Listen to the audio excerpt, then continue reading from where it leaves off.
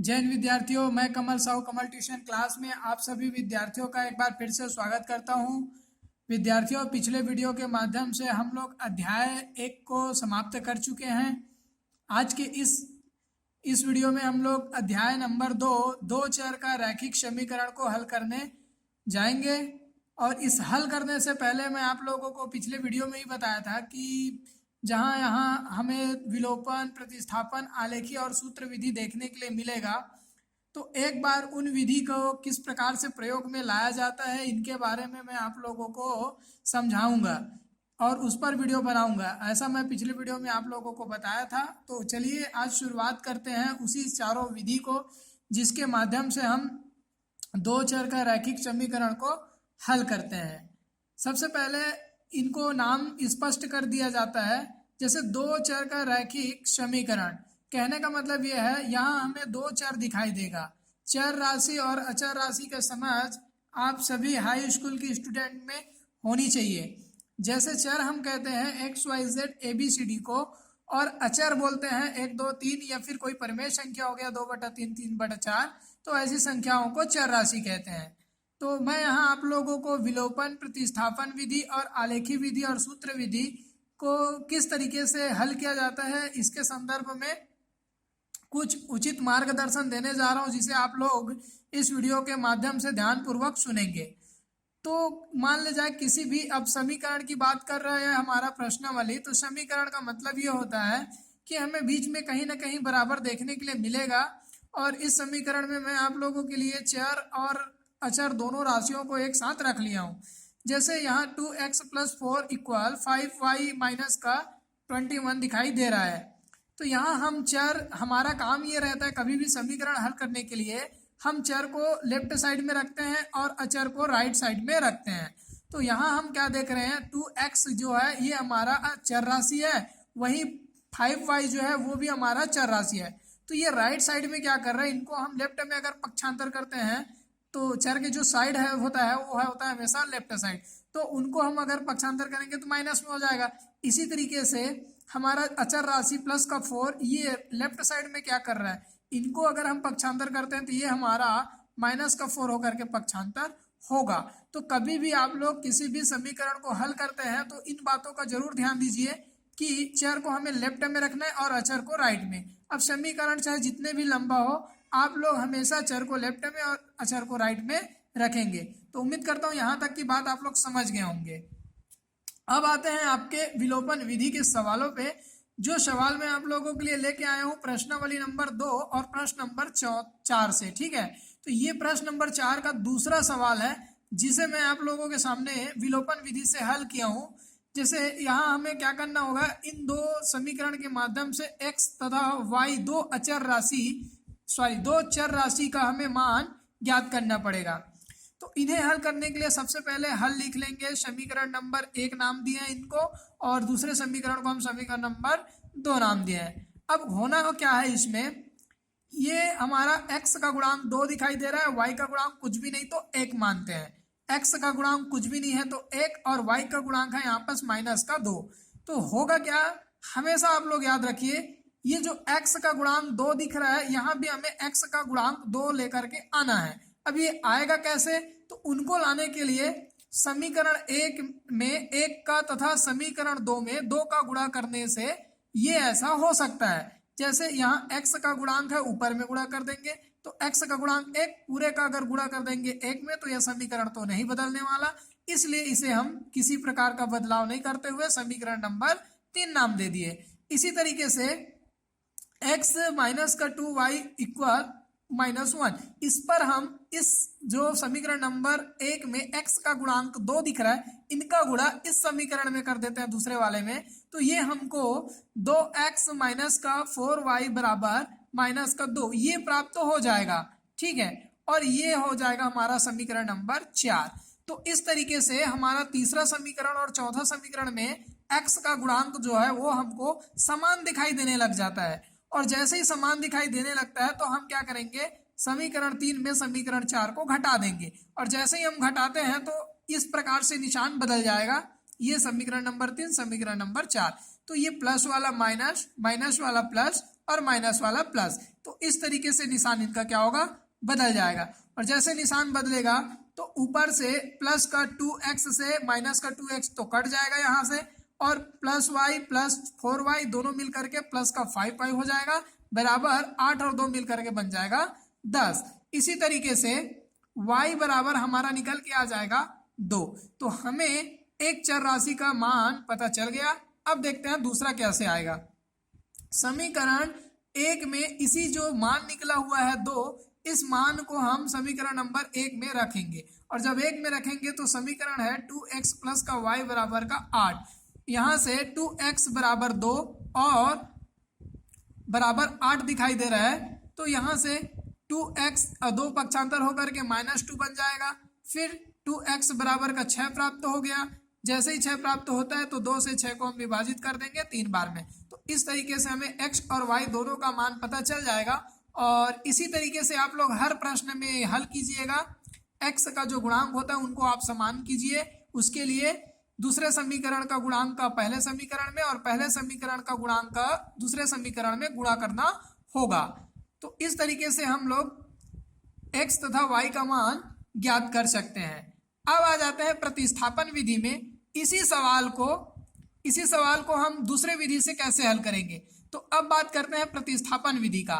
समीकरण नंबर 1 और समीकरण 2 हमें दिखाई दे रहा है। समीकरण 1 से शुरुआत कैसे करेंगे, हम पहले समीकरण को उठाएंगे। समीकरण 1 से 2x प्लस का y बराबर 8, तो 2x बराबर 8 माइनस का y।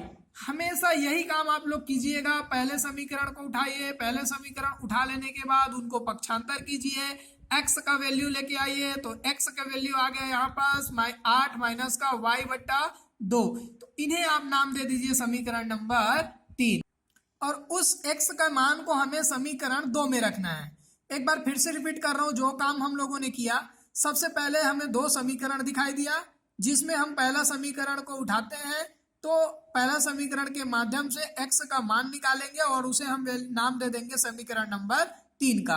और जो मान निकला है उसको याद रखिए, पुनः समीकरण 1 में आपको प्रतिस्थापित नहीं करना है। एक बार फिर से सुनिए, आप समीकरण 1 से x का मान निकाले हैं तो वापस उस मान को समीकरण 1 में नहीं रखेंगे, ठीक है। तो x का मान कहाँ रखेंगे, तो समीकरण 2 में रखेंगे। आप पहले समीकरण उठाए, x का मान निकाले, उस मान को समीकरण 2 में रखने पर तो x माइनस का 2y बराबर -1, ये हमारा क्या है, समीकरण नंबर 2 है। अब इस समीकरण में हमने निकाला था x का मान 8 माइनस वाई बटा 2, इसको रख लिए। फिर -2y बटा 1 बराबर का -1। इसे जब आप हल करने जाएंगे तो आपको ये प्राप्त हो जाएगा 8 माइनस वाई माइनस का 4 बटा 2 बराबर का -1, ठीक है। अब इसके बाद इनको जब हल कर रहे हैं तो 8 माइनस 5y बटा 2 बराबर -1, फिर 8 माइनस 5y बराबर का -2, यहाँ से -y माइनस 4y दोनों के दोनों जुड़ के 5 बना था।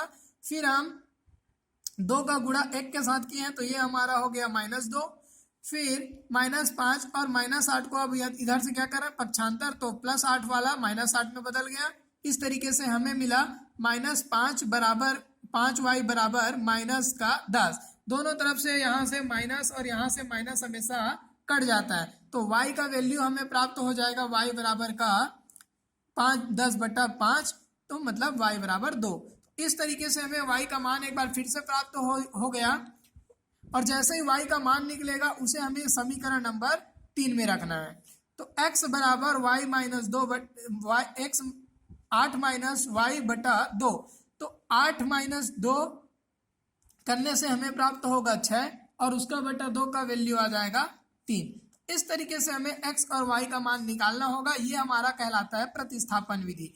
एक बार पूरे विधि को फिर से सुनिए। सबसे पहले हम समीकरण 1 में गए, वहां से x का मान निकाले, उस मान को हम समीकरण नंबर 3 नाम दिए, और जो x का मान निकला है उसको समीकरण 2 में रखे हैं। 1 से तीसरा बनेगा और तीसरे का जो मान आएगा उसको हम समीकरण 2 में रखेंगे, और जैसे ही हम समीकरण 2 में रखेंगे तो हमारा एक y का जो वैल्यू है ये निकल के आएगा। इस वैल्यू को अब हमारी मर्जी समीकरण 1, 2, 3 किसी में भी रख सकते हैं, लेकिन हमेशा के लिए एक सेटअप तैयार कर लेते हैं कि लाइन से चलते हैं, जो जो काम हमारा होता है उसी लाइन पे। तो ये हमारा आ जाएगा समीकरण 3 में रखने पर वैल्यू निकल के आ जाएगा x बराबर का 3। तो इस तरीके से आप लोग बनाएंगे तो कभी भी सवाल बनाते समय आपको भटकना नहीं पड़ेगा। अगला है सवाल जो इसको मैं आप लोगों के लिए सूत्र विधि से बना करके दिखाया हूं। जैसे ये सवाल आपको मिलेगा प्रश्नावली 2 में प्रश्न नंबर 5वें के रूप में, जो कि है 15 किलोग्राम चाय व 17 किलोग्राम कॉफी का मूल्य। इस तरीके से प्रश्न देगा। तो जैसे समीकरण बना बुनाया अभी तक 2 देखें, 2 समीकरण 2 विधि से हम लोगों ने हल किया। पहला विलोपन विधि, दूसरा प्रतिस्थापन विधि से, ठीक है। और दोनों विधि से हमारा जो आंसर आया है वो x बराबर का 3 और y बराबर का 2 प्राप्त हुआ है। तो एक ही प्रश्न को पिछले वीडियो में मैं बोला था आप लोगों को कि 4 विधि से हम लोग बना सकते हैं, जिसमें अब आते हैं तीसरे विधि में सूत्र विधि के माध्यम से। तो इन प्रश्नों को आप लोग सूत्र विधि सीख जाने के बाद उस विधि से भी हल कीजिए, ठीक है। और चेक कीजिए कि वहां भी सूत्र विधि से आपका जो x और y का मान है वो 2 और 3 आता है कि नहीं। अब इस प्रश्न में बना बुनाया समीकरण हमें नहीं मिला है। तो सबसे ज्यादा इंपॉर्टेंट होता है ऐसे प्रश्नों को पढ़ के उन्हें हम समीकरण के रूप में कैसे बदलें। तो देखिए 15 किलोग्राम चाय और 17 किलोग्राम कॉफी का मूल्य 183 रुपए है। तो दोनों का मूल्य एक साथ जोड़ करके दिया गया है हमें 183। वैसे ही 25 किलोग्राम चाय और 13 किलोग्राम कॉफी का मूल्य एक साथ जोड़ करके दिया गया है 213 रुपए। अब हमें ये पूछ रहा है कि 7 किलोग्राम चाय और 1 किलोग्राम कॉफी का मूल्य जोड़ करके बताइए आखिर कितना होगा। तो इस तरीके के प्रश्नों को कैसे हल करेंगे। हमने मान लिया 1 किलोग्राम चाय का मूल्य x रुपए है, तो बताइए 15 किलोग्राम चाय का मूल्य 15 के x रुपए हो जाएगा, ठीक है। इसी प्रकार से अगर 1 किलो कॉफी का मूल्य हम लोग y रुपए मानते हैं तो 17 किलोग्राम कॉफी का मूल्य हमारे पास 17y हो जाएगा। अब दोनों को जोड़ देते हैं, अर्थात 15x और 17y को जोड़ देते हैं तो हमारा टोटल मूल्य 183 रुपए होगा। इसे कैसे लिखेंगे, प्रश्नानुसार दोनों का मूल्य 183 रुपए। तो 15x प्लस 17y बराबर 183 रुपए। पुनः इसी तरीके से दूसरे जो हमको बोला गया था 25 और 13 किलोग्राम, उनका 213 रुपए जो है उनको भी लिख लेंगे। 25 किलोग्राम का मूल्य 25x, 13 किलोग्राम का मूल्य 13y और दोनों का योग जो है वो 213 रुपए। तो इस तरीके से अगर हल करेंगे तो हमें 2 समीकरण प्राप्त होगा। पहला समीकरण ये दिखाई दिया और दूसरा समीकरण ये हमारा हो गया। अब इन दोनों समीकरण में हम लोग a1 b1 c1 a2 b2 c2 ज्ञात करेंगे। तो a1 15, a2 17, a3 183, b1 sorry a1 हमारे पास है 15, b1 है 17 और c1 है हमारे पास 183। इसी तरीके से दूसरा समीकरण में हमें a2 b2 और c2 मिल जाएगा, ठीक है। अब इन मान को हम सूत्र विधि में कैसे हल करेंगे। तो हमारा सूत्र विधि कहता है x बटा ये, y बटा ये और माइनस का 1 बटा ये।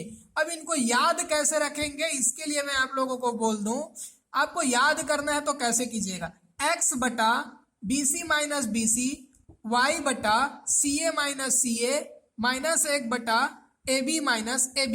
फिर से bc bc, ca ca, ab ab। Number डालने के लिए 1 2 2 1 1 2 2 1 1 2 2 1। तो इस तरीके से आप लोग एक ट्रिक बना के चलिए, BC BC CA CA AB AB, ठीक है। और वहां नंबर डालने के लिए 1 2 2 1 1 2 2 1 1 2 2 1। तो ये हो जाएगा आपका सूत्र तैयार। और मेरे ख्याल से इसको याद रखने में कोई भी दिक्कत नहीं होना चाहिए। अब x का आपको वैल्यू चाहिए तो x को आप रखिए और माइनस 1 को रखिए, जैसे यहाँ पर रखा गया है x को और माइनस 1 को। जो जो नंबर दिया गया है उस नंबरों को यहाँ से वैल्यू को उन पे फिलअप कीजिए और फिलअप जैसे ही करेंगे, जोड़ घटाव गुणा भाग करेंगे तो आपको x का वैल्यू निकल करके आ जाएगा x बराबर 5.4। बाकी काम आपके लिए छोड़ता हूं और किस तरीके से इसको हल करना है यही बस बताना मेरा काम है, ठीक है। तो y के लिए अगर आपको चाहिए तो y का वैल्यू रखिए और माइनस 1 रखिए। फिर से एक बार x का निकालना है तो x और माइनस 1 को रखिए, y का निकालना है तो y को और माइनस 1 को रखिए। फिर वो जो नंबर दिया गया है ABCCA, उसको उस नंबर के हिसाब से आप लोग यहाँ रख लीजिए। y का मान दिया गया है तो यहाँ से y का मान निकल के आता है 6। तो इस तरीके से हमें 1 किलो एक किलो चाय का मूल्य 5.4 रुपए और 1 किलो कॉफी का मूल्य 6 रुपए प्राप्त हो गया। अब हमें 7 किलो का चाहिए तो 7 के साथ 5.4 का गुणा कर देते हैं, ठीक है। और इस तरीके से ये प्राप्त हो गया 37 रुपए 80 पैसा। वहीं 1 किलो का मूल्य काफी का 6 रुपए है, दोनों को जोड़ने से 43 रुपए 80 पैसा हमारे पास मूल्य आता है। और हम बता पाएंगे अतः 7 किलोग्राम काफी का मूल्य 43.8 रुपए होगा। इसी तरीके से अब आते हैं आलेखी विधि में। ये प्रश्न आपको प्रश्नावली 2 में मिलेगा, प्रश्न नंबर 4 से पहला। तो यहाँ आपको 2 तो समीकरण पहले से बना बनाया मिल जाएगा, जैसे अभी पिछले प्रश्न में हम लोगों को समीकरण अपने से बनाना पड़ा था, वैसा इसमें काम हमको नहीं करना है। तो यहाँ समीकरण बना बनाया मिल जाएगा। अब आपको करना क्या है, पहला समीकरण लेना है, वहां से y को ही हमेशा आप रखिए, ठीक है। एक बार फिर से सुनिए, y को ही आप हमेशा रखिए, x को कर दीजिए पक्षांतर और उसके बाद x का मान क्रमशः 1 2 3 4 लेने पर, यहाँ आप खाली कमल साहू जी ने बोल दिया 1 2 3 4 लेने पर, तो 1 2 3 4 में ही आप लोग नहीं अटकेगा। क्या करेंगे, यहाँ 7 दिखाई दे रहे हैं ना बराबर के लिए, तो 7 के जगह में अगर जितनी बड़ी संख्या होती है उसी के हिसाब से हम लोग यहाँ 1 2 3 4 5 6 7 8 2 4 6 8 कुछ भी हो अपनी मर्जी से रख सकते हैं। अगर रखेंगे तो हमें इस तरीके से 2 डिब्बा प्राप्त होगा, ऊपर में आप x रखिए, नीचे में y। अब क्या कर रहे हैं, x का मान क्रमशः 1 रखने पे, तो आप देखिए अगर 1 यहाँ आता है, यहाँ मैं लिख दूं इसलिए 1 का मान यहाँ आता है तो 7 में से 1 घटेगा, y कितना प्राप्त होगा 6। इसी तरीके से अगर x को 2 रखेंगे तो y 5 प्राप्त होगा, x को 3 रखेंगे तो y 4 और x को 4 रखेंगे तो y 3 प्राप्त होगा। तो इस तरीके से हमें एक डिब्बा प्राप्त हो जाएगा। उसके बाद पुनः आप दूसरे समीकरण में आ जाइए और दूसरे समीकरण से भी वही काम कीजिए, x को आप पक्षांतर कीजिए। जब पक्षांतर करेंगे और उसके बाद पुनः लिखेंगे कि x का मान क्रमशः इस प्रकार से लेने पर, ठीक है, तो एक जैसे रखेंगे तो y का मान आ जाएगा 2, 1 में 1 जुड़ जाएगा जाके, तो y बराबर क्या हो जाएगा 2 हो जाएगा। अगर 2 रखते हैं x को तो 1 और 2 मिलकर के y का मान हमारे पास 3 निकल के आएगा, 3 रखते हैं तो 4 आएगा और 4 रखेंगे तो 5 आएगा। तो इस तरीके से हमें x और y का जो मान है उनको डिब्बा के रूप में रख लेना है। फिर क्या करना है, हमारा जो ग्राफ पेपर होता है उस ग्राफ पेपर में आप लोग देख पा रहे हैं, उस ग्राफ पेपर में जो राइट साइड होगा वो हमारा x है, लेफ्ट साइड -x, ऊपर में y, नीचे में माइनस का y होगा। अब हमें उस डिब्बा को देखते हुए ये लगा एक कट का निशान करना है, जैसे x बराबर हमें दिखाई दिया था 1 और y बराबर 6, तो उनके लिए ये कट आ जाएगा। दूसरा x बराबर 2 y बराबर 5, तो ये वाला कट आ जाएगा आपके पास। x बराबर 3 y बराबर 4, तो यहाँ फिर इन तीनों बिंदुओं को मिलाते हुए हम रेखा खींचेंगे। रेखा खींचने के बाद दूसरे डिब्बा में हम आते हैं, जैसे दूसरा डिब्बा ये हमारा दिखाई दे रहा है, x बराबर 1 और y बराबर 2 है, तो x बराबर 1 और y बराबर 2 हमें ये इस दिशा में प्राप्त हो जाएगा यहाँ पास। फिर x बराबर 2 y बराबर 3 दिखाई देगा, वो यहाँ पर हमको मिलेगा बिंदु।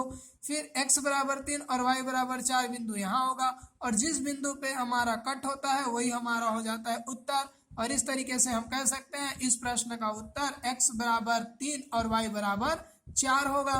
तो जहां हमारा कटान बिंदु होता है वही हमारा आंसर होता है। उम्मीद करता हूँ इन चारों विधियों के माध्यम से आप लोगों को आपका जो प्रश्नावली है उसे हल करने में काफी मदद मिलेगा।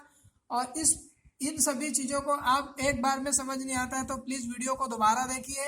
अगला वीडियो हमारा सीधा प्रश्नावली से होगा, जहां आप लोगों को सवालों को हल करके दिखाया जाएगा कि किस तरीके से हम अपना प्रश्नावली से सवाल हल करें।